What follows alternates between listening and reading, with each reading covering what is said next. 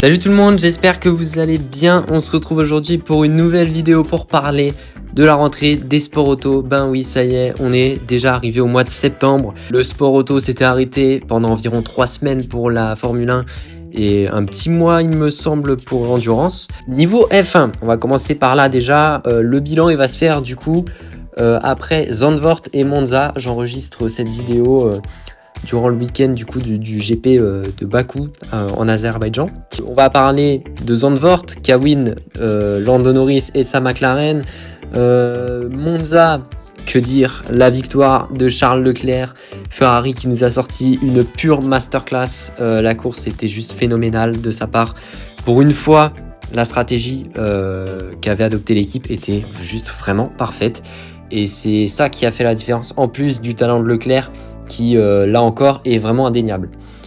Il est du coup à noter que Verstappen n'a quand même pas gagné déjà maintenant depuis 6 courses. C'était le 23 juin, c'était en Espagne. Ça fait très longtemps qu'on n'a pas entendu l'hymne néerlandaise maintenant. Et qu'est-ce que ça fait du bien. Ça rajoute quand même de la compétitivité au sein de du championnat. C'est beaucoup plus serré. Quand on regarde une course, on sait vraiment pas qui va terminer premier en fait. Et c'est tellement mieux comme ça. Donc comme je le répète, au moment où j'enregistre cette vidéo, il reste 8 courses à jouer avant Bakou. Et ça nous donne des championnats qui sont vraiment encore incertains. Et oui, parce qu'il y a aussi le championnat constructeur qu'il faut prendre en compte plus que jamais aujourd'hui. Alors, niveau championnat pilote, ça nous donne Verstappen quand même toujours premier malgré ses récentes difficultés, à 62 points d'avance sur Lando Norris. Et on retrouve Charles Leclerc un peu plus loin. Donc, si on devait faire des premières théories, évidemment, Verstappen, le titre, c'est très très incertain. Et ça nous donne vraiment un duel de fin de saison entre lui et Lando Norris. Je vois vraiment pas Leclerc et Ferrari nous faire une remontada vraiment inespérée. Parce que Leclerc est quand même beaucoup plus loin derrière, à limite 100 points environ, il me semble, de Verstappen. Que Norris, je pense, à 62 points, on peut le dire, Norris c'est vraiment jouable pour le coup. On peut imaginer sur les 8 courses restantes un abandon de Verstappen sur un accident ou une casse moteur et une première place de Norris. Bah ça ferait que l'écart quand même diminuerait vraiment très très vite d'un seul coup. Donc plus que jamais j'en suis convaincu. Si en tout cas la chance sourit à Norris et que son talent parle toujours pour lui sur la piste, c'est encore jouable, vraiment. Niveau championnat constructeur, alors là c'est plus que serré, hein. Ça se bataille comme jamais pour Red Bull et McLaren puisqu'il n'y a que 8 points qui les séparent. Donc Red Bull est quand même toujours à l'heure actuelle en première place, hein. Et là par contre Ferrari eux ne sont vraiment pas loin non plus parce qu'ils sont à 39 points de retard sur Red Bull. Donc niveau championnat constructeur ça se joue à 3 pour la fin de saison. Là où je pense que le championnat pilote se jouera vraiment entre Verstappen et Norris. Là, on retrouve vraiment Red Bull, McLaren et Ferrari dans un duel qui peut vraiment s'annoncer épique, en tout cas pour les dernières courses à venir. Et j'ai très hâte de voir ça. Alors, pendant l'été, on a aussi entendu une grosse affaire qui a fait parler d'elle du côté d'Alpine. Bah oui, malheureusement, la France qui n'a pas dépeint son meilleur visage durant les vacances. En fait, on a appris récemment que Luca De Meo, le grand patron d'Alpine, voulait se séparer de son propre moteur et donc de sa propre usine basée en France à Viry-Châtillon. Parce qu'en fait, Alpine, ok, c'est une écurie française, on va créer les moteurs à Viry-Châtillon, donc comme je l'ai dit en France, mais tout le reste qui fait que la voiture, c'est la voiture, j'ai envie de dire, le châssis, tout ce qui concerne les conceptions aérodynamiques, bah tout ça va être fait du côté de l'Angleterre. Et en plus, ça pose problème notamment en endurance où Alpine est inscrit au WEC. Les moteurs sont aussi fabriqués à Viry-Châtillon. C'est pour ça qu'il y a eu des manifestations d'ailleurs pendant les derniers GP de Formule 1 de la part des membres, si vous voulez, d'Alpine à Viry-Châtillon. Et on a retrouvé aussi des manifestations au Mans devant le circuit des 24 heures. Justement pour proclamer le travail fourni des employés et surtout pour montrer qu'ils sont plus que jamais motivés à continuer le travail et à montrer de quoi ils sont capables en fait pour aller vers le mieux et qu'il ne faut pas se détourner de ce travail-là de la part de Luca De Meo en tout cas.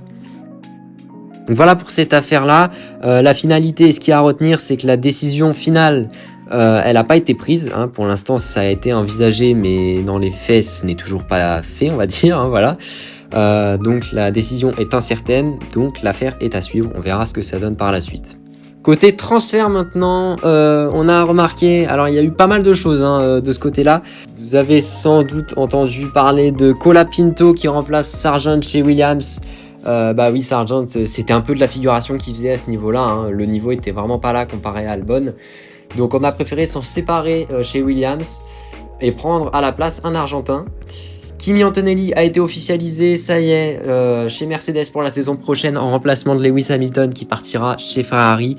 Kimi Antonelli, alors ce choix-là, il a été très critiqué par beaucoup parce que bah, il vient de la F2 et beaucoup ont jugé que ça faisait quand même énormément de changements d'un coup pour lui. Limite trop de changements, et c'est vrai qu'il a une très grosse couverture médiatique en fait, et toute cette couverture elle peut se transformer en pression qui peut être assez négative en fait pour Antonelli. Donc on verra comment il gérera ça à la rentrée, au début de l'hiver prochain, donc pour la prochaine saison. On verra ce que ça donne, mais c'est sûr qu'il a ses preuves à faire et il sera sous pression. Alors il y a aussi des transferts du côté des ingénieurs, hein. Il n'y a pas que chez les pilotes qu'il se passe des choses. Vous l'avez aussi entendu, c'est sûr, Adrian Newey, mythique ingénieur de Red Bull, s'en est allé de l'écurie, ça on l'avait appris depuis longtemps, et a été transféré, ça a été annoncé début du mois de septembre là, chez Aston Martin. Et oui, Ferrari s'est interdit de surenchérir à l'offre faite par l'écurie de Lawrence Stroll, donc il le récupère. Et à mon avis, il est déjà sur les plans à créer une future fusée. Tout le monde a de quoi s'inquiéter parce que c'est un monsieur qui a un sacré palmarès quand même. Il a offert de nombreux titres, de nombreux championnats mondiaux à beaucoup de personnes au sein de la Formule 1. Donc c'est clair qu'Aston Martin va faire peur un jour ou l'autre. Ils ressortiront de terre, j'ai envie de dire. Et ça pourra faire vraiment très très mal. Birman remplace Magnussen le temps du GP d'Azerbaïdjan. Voilà. Ça pareil, ça a été beaucoup médiatisé, mais Kevin Magnussen a subi en fait un race ban, donc il est interdit de courir pendant un week-end de course parce qu'il a reçu en fait tout simplement trop de pénalités en un certain temps limité. Et tout ce qu'on peut retenir du côté des transferts, c'est une dernière rumeur enfin qui ressurgit de nouveau du côté de Mick Schumacher, actuel pilote en endurance pour Alpine, qui pourrait, je dis bien pourrait, rejoindre le projet Audi pour 2026. Voilà, donc affaire à suivre. Et ça fait la transition avec le point actu maintenant du côté de l'endurance. Le bilan après Austin. Eh bien, on a appris du coup qu'avec toute cette affaire autour de Viry-Châtillon, l'écurie française Alpine ne modifiera pas son moteur avant 2025. Donc faut croiser les doigts pour eux que ça se passe bien pour la fin de saison en endurance, parce que c'était, on le rappelle, aux 24 heures du Mans qu'ils ont subi 2 abandons en moins je crois de 6 heures de course à cause d'une casse moteur, donc de 2 casses moteurs du coup. Donc c'est sûr que ce changement là il se fait attendre et on dit pas non, clairement on espère que ça ira mieux de leur côté après ça, mais il y a quand même du positif pour eux parce que après les 6 heures d'Austin, c'est quand même un premier top 5 pour eux. Voilà, donc c'est honorable et c'est très cool, ça annonce peut-être du bon pour la suite. Alors pas pour tout le monde malheureusement du côté français, parce que Peugeot eux restent dans le dur et dans l'incompréhension avec leur voiture. On notera un P13 et un autre abandon sur 2 voitures, donc c'est quand même pas terrible du tout. L'autre info majeure en WEC cette semaine, c'est le projet LMDH de confirmer chez Hyundai avec sa marque de luxe Genesis, voilà. Donc LMDH ça signifie qu'en gros c'est à Hyundai de choisir leur propre châssis que leur a construit en fait un constructeur homologué, et ils ont également le choix du constructeur moteur. Alors cependant cette décision faut la prendre encore avec des pincettes, hein, parce que même si leur souhait il est officialisé, il n'y a encore rien de fait et l'approbation de Hyundai est en attente par le comité de sélection du championnat d'endurance. Ce qui fait qu'il n'y a pas encore de date à communiquer pour leur entrée dans la catégorie reine de l'endurance. Donc encore là, c'est une affaire qui reste en suspens et qui reste à suivre. Alors à Austin, pour revenir sur les résultats, parce que là je me suis un peu égaré, mais c'est la Ferrari AF Corse 83 qui a gagné la course au bout de 6 heures devant la Toyota numéro 7 à moins de 2 secondes. Alors ça c'est assez fou quand même, au bout de 6 heures de course de gagner seulement à 2 secondes d'avance, même pas. Voilà, grosse performance de leur part et belle stratégie aussi de Toyota qui malheureusement s'est pas soldée en victoire pour eux. Ce qui fait en fait qu'après Austin, on remarque au bout de 6 courses, 6 vainqueurs différents, voilà, parmi les constructeurs Porsche, Toyota, Ferrari. C'est assez incroyable encore et ça démontre vraiment que le WEC est en superbe forme, tout comme la F1 en ce moment. Ça fait plaisir à voir et on prend vraiment du plaisir à regarder les courses, quoi. Plus que jamais, ça se bataille vraiment partout. Et donc le classement au bout des 6 courses en endurance, ça donne la Porsche numéro 6 en première place à 125 points, suivi de la Ferrari 50 deuxième à 113 points, donc vraiment pas loin. Et enfin Toyota égalité avec la Ferrari 50 puisque eux aussi sont à 113 points. Donc Ferrari Toyota à 12 points de retard sur la Porsche. Donc plus que jamais, mettez-vous au WEC parce que c'est très serré. Et c'est juste passionnant à regarder, quoi.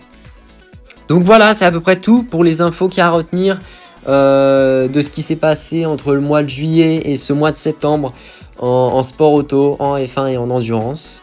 On verra ce que ça donnera. Voilà, ce week-end c'est très chargé de ces deux côtés-là avec le Grand Prix de Bakou et d'Azerbaïdjan et les 8 heures il me semble de Fuji ou les 6 heures de Fuji. J'avoue je suis mal renseigné là-dessus. Mais voilà, en tout cas il y a 2 courses et je suis sûr que ce sera vraiment passionnant à regarder. Et voilà, comme je l'ai dit, les championnats restent très serrés, donc ça promet pour la suite. Merci beaucoup les amis d'avoir regardé cette vidéo. Nous on se retrouvera très bientôt pour parler encore une fois de sport automobile. Avec la fin de saison qui approche, je n'en doute pas, on sera amené à parler d'autres sujets très passionnants.